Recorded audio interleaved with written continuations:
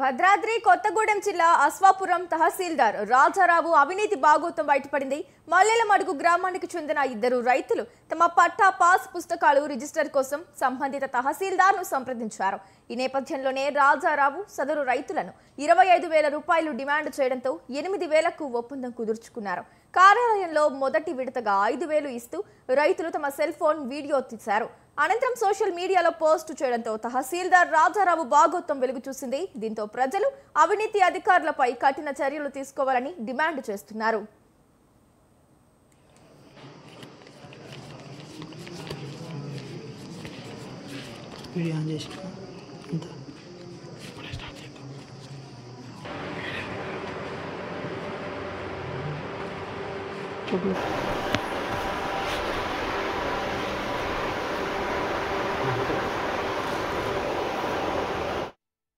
అశ్వాపురం తహసీల్దార్ రాజారావు అవినీతి బాగోతమైతే బయటపడింది. ఇక ఈ అంశానికి సంబంధించిన పూర్తి సమాచారాన్ని మా కరెస్పాండెంట్ వెంకట్రావు ఫోన్ ఇన్ ద్వారా అందిస్తారు. చెప్పండి వెంకట్రావు.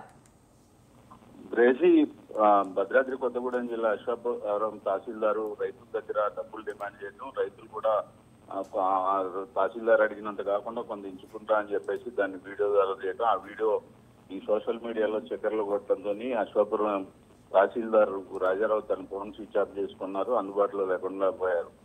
వివరాల్లోకి వెళ్తే అశ్వాపురం మండలం మల్లెమడుగు గ్రామానికి చెందిన ఇద్దరు రైతులు సందీప్ శేఖర్ అనే ఇద్దరు రైతులు తమ రైతు పాస్బుక్ ను ఆన్లైన్ చేయడం కోసం అశ్వాపురం తహసీల్దార్ రాజారావును సంప్రదించారు. అయితే ఒక రైతుకు సంబంధించిన 14 గుంటలు, మరో రైతుకు సంబంధించిన 6 గుంటలు భూమిని పాస్బుక్ ఆన్లైన్ చేయాలని చెప్పేసి వారు రాజారావు కలిసిన నేపథ్యంలో రాజారావు 25,000 డిమాండ్ చేసినట్టుగా రైతులు చెప్తున్నారు. అయితే తాము పేద రైతులు అని అంత డబ్బులు ఇచ్చుకోలేమని చెప్పేసి 8,000 ఇచ్చే విధంగా ఒప్పందం చేసుకున్నారు. దానిలో భాగంగా ముందు 5,000 రూపాయలు ఇస్తామని చెప్పారు. ఆ విధంగా 5,000 రూపాయలు ఇస్తూ వీరు తమ సెల్ ఫోన్ లో వీడియోలు తీశారు.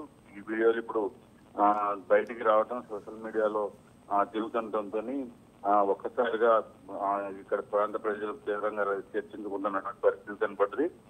అయితే ఈ వీడియో సోషల్ మీడియాలో తిరుగుతున్న నేపథ్యంలో రాజారావు తన ఫోన్ స్విచ్ ఆఫ్ చేసుకున్నారు. ఈ రోజు కార్యాలయానికి కూడా రాలేదు. ఆయన సంప్రదించడానికి చేసిన ప్రయత్నాలు ఫలించలేదు.